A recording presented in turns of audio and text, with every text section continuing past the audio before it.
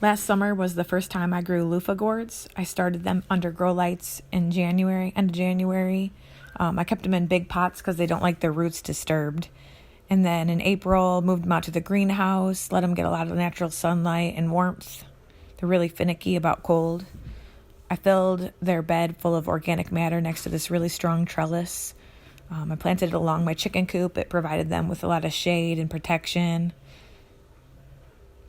They grew really quickly. The vines grow about 40 feet, and as soon as it got really hot, they started growing like several feet a week.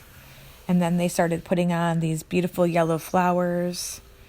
I kept my eye on the loofah. When they're really small, you can eat them, but I wanted them to grow big so I could turn them into sponges.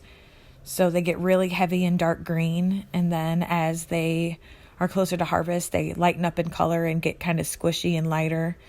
I harvested a couple too soon out of being anxious. That's about perfect.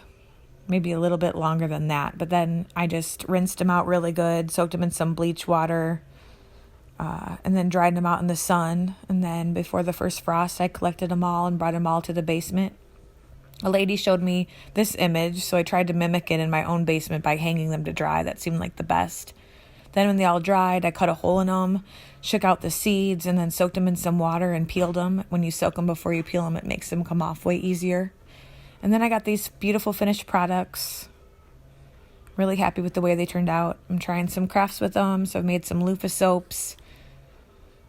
People think they're cool. You can dye them all kinds of fun colors. It was a great adventure.